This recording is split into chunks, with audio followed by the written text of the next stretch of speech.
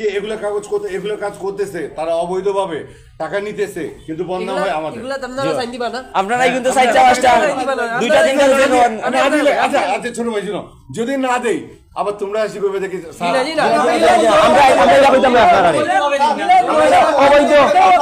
অবৈধ কোনো মানুষ দস্তখত চাইলে আপনারা সাইন দিবা না। আমরা আছি, আমরা তোমাদের চোখের সামনে দেখাইছি আমি যে এই যে গ্রাম পুলিশরা বা অন্যান্য মধ্যভুক্ত যারা আছে, এরা মাঝখানে টাকা নিয়ে ৮-১০টা কাগজ নিয়ে আসে, ১০-১২টা কাগজ নিয়ে আসে, সবার কাছে ১০০ টাকা করে নিয়ে দেখা যায় সে ১০০০ টাকা রুজু করে লইছে। ৯টা কাগজ নিয়ে এসেই নি। আচ্ছা, আরেকজনের কথা শুনো, বাদেশ্বর ইউনিয়ন থেকে আসছি, 5টা কাগজ নিয়ে এসেছে। বলো এখন এগুলা আমরা কি করব? এই জানাইলে পুলিশ প্রশাসন আছে, কি কইছে শুনছো? মানে একজন যদি 6টা-7টা কাগজ আনে তাহলে সাইন দিবা না।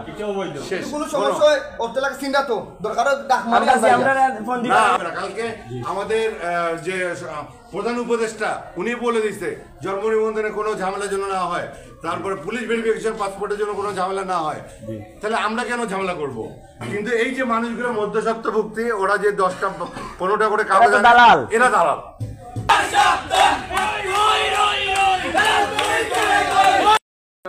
আজকে আমাদের ছোট ভাইরা একটা অভিযোগ নিয়ে আসছে যে গোলাপগঞ্জ হাসপাতালের একজনের বিরুদ্ধে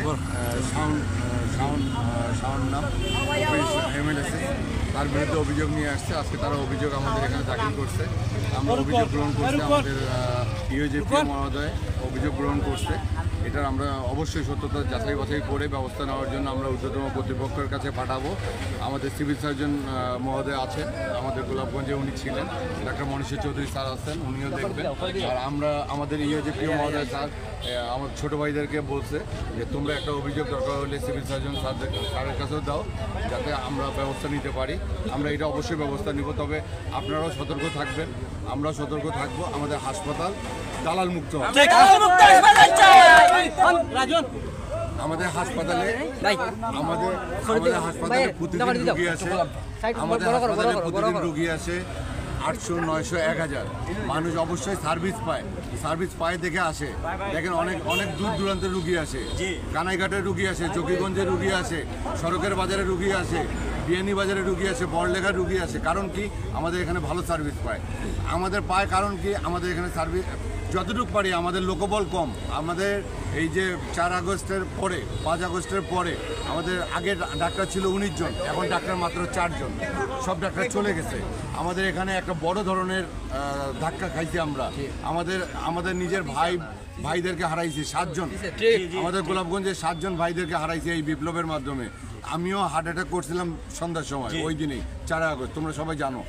তারপরেও আমরা চাই হাসপাতাল আমাদের সন্ত্রাস মুক্ত, দালাল মুক্ত থাকবে, চাঁদা মুক্ত থাকবে। আমরা সব জায়গায় লিখে দিছি, আপনারা দেখছেন সবাই, আমার ছোট ভাইরা তোমরাও দেখছো যে লেখা আছে। কারো কোনো অভিযোগ থাকলে, কেউ টাকা পয়সা চাইলে আমাদের নাম্বারে, আমার নাম্বার আছে, ইউএজেপি স্যারের নাম্বার আছে, যোগাযোগ করবে। আর তোমাদের চোখের সামনে দেখাইছি আমি যে এই যে গ্রাম পুলিশরা বা অন্যান্য মধ্যভুক্ত যারা আছে, এরা মাঝখানে টাকা নিয়ে ৮-১০টা কাগজ নিয়ে আসে, ১০-১২টা কাগজ নিয়ে আসে, সবার কাছে ১০০ টাকা করে নিয়ে দেখা যায় সে ১০০০ টাকা রুজু করে লইছে।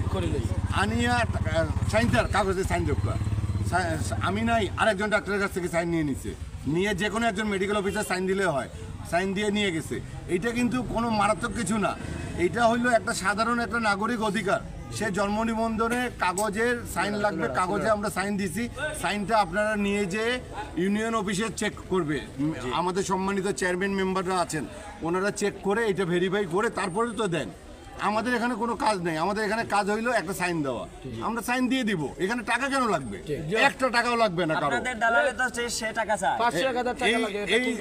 এরকম যদি কেউ টাকা চায় এখন থেকে, আজকে থেকে, এই মুহূর্ত থেকে, তোমরা তো অবশ্যই সচেতন আছো, আমরাও সচেতন থাকবো।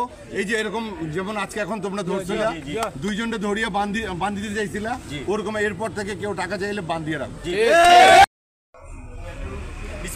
আলী রহিম, গোলাপগঞ্জ উপজেলা স্বাস্থ্য কমপ্লেন্সের কিছু দালাল জন্মদিনের কার্ডে সাইন দিতে হলে 500-1000 টাকা লাগে। এখন আমরা অভিযোগ দিয়েছি টিআইসি স্যারের কাছে। টিআইসি স্যারে আপনাকে যে একটা আশ্বাস দিছে সে উপর লেভেলে আমরা তৎপরতা পৌঁছাইয়া দিবে এবং আমরা এটাই আশা করি যে আমরা পদত্যাগ চাই। আমরা এক দফা এক দাবি পদত্যাগ চাই।